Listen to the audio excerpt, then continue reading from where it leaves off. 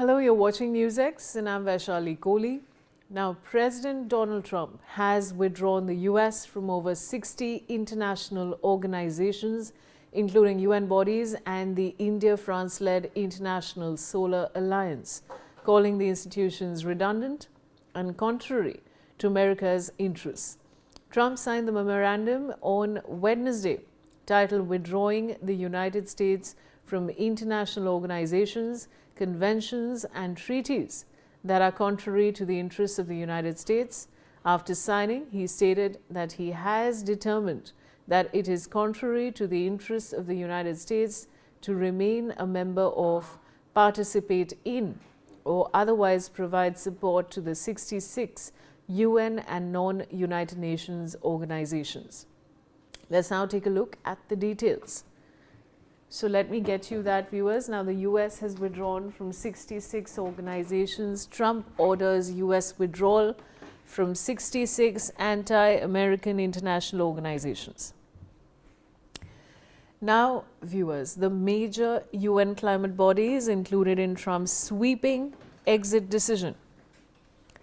Withdrawals announced from UNFCCC, UNESCO, WFP, IPCC, UHCR, UNFPA, we have WHO, IRENA, UNCTAD, and ISA and UN Oceans. Now, the administration calls these bodies useless and wasteful to America. Now, ongoing review of additional organizations announced by White House. So, this is about 66 organizations in question, viewers, and we are, of course, talking about this another strong move really coming in from President Donald Trump, who has withdrawn the US from over 60 international organizations. Now, this includes the UN bodies and the India-France-led International Solar Alliance, calling the institutions redundant and contrary to America's interests. I have Rumi Mishra joining me with more details. Rumi, over to you. Yes, Vaishali, the Trump administration has announced its withdrawal from dozens of international organizations, including the UN's Population Energy, the UN Treaty that establishes international climate negotiations as the US further retreats from global cooperation. President Donald Trump has, of course, signed an executive order suspending US support for 66 organizations, agencies, and commissions following his instructions for the administration to review participation in and funding for all international organizations, including those affiliated with the United Nations, according to, of course, reports. Now, we'll talk about all the organizations that the US has pulled out of. They include the United Nations Framework Convention on Climate Change, the Intergovernmental Panel on Climate Change, which is the IPCC, the World Health Organization, United Nations Educational, Scientific and Cultural Organization, which is basically the UNESCO. He's also withdrawn from United Nations High Commissioner for Refugees, which is the UNHCR. The US has also, of course, withdrawn from International Renewable Energy Agency, which is IRENA, World Food Program, United Nations Population Fund, United Nations Conference on Trade and Development, UN Oceans, UN Water, and the International Solar Alliance, amongst 56 other organizations that the US has pulled out from. Over to you, Vaishali. I also now have Ambassador Yogesh Gupta, former diplomat, joining me on the broadcast. Ambassador Gupta, this is President Trump does not cease to shock, and now a sweeping move of his of withdrawing from more than 60 international organizations. How do you see this?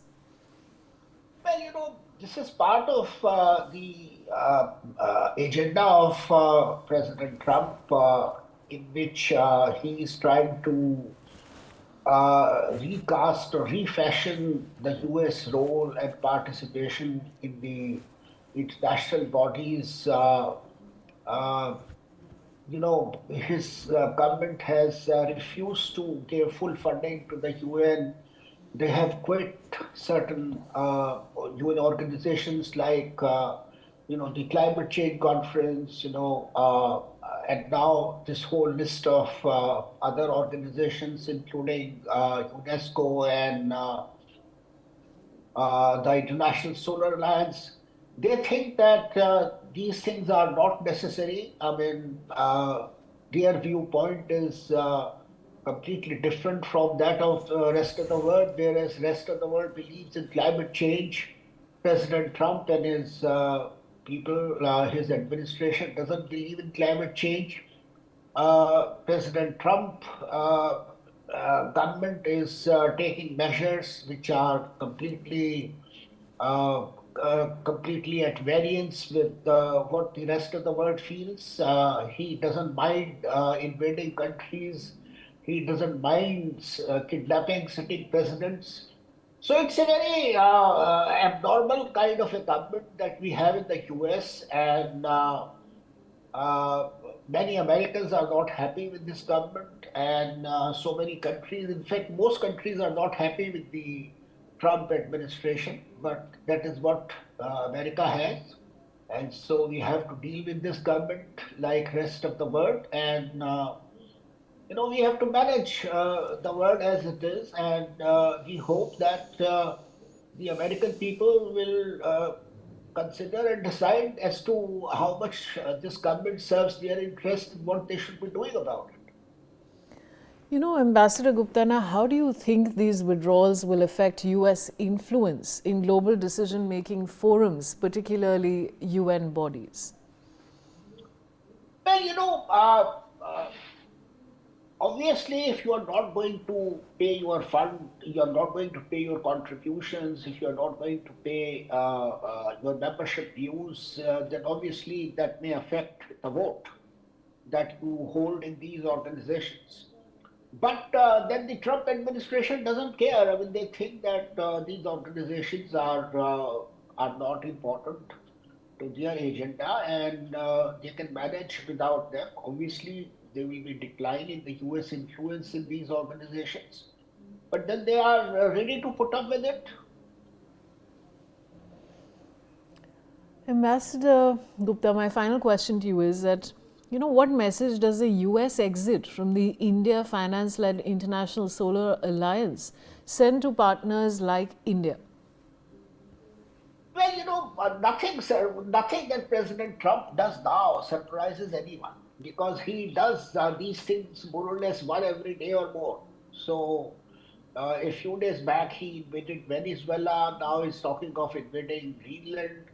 Um, Now, at the same time, he's talking about taking action against other countries in South America. So, the kind of regime that it is, whatever it does, nothing surprises anyone. He keeps on talking things about other heads of state or government out of his own mind, completely fictitious, completely, untrue, and he keeps repeating them.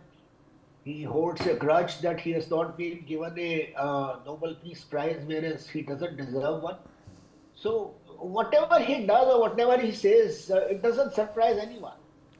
So well, yes, it may affect a little bit of acceptability and representation or importance of International Solar Alliance, but we will be able to put up with it.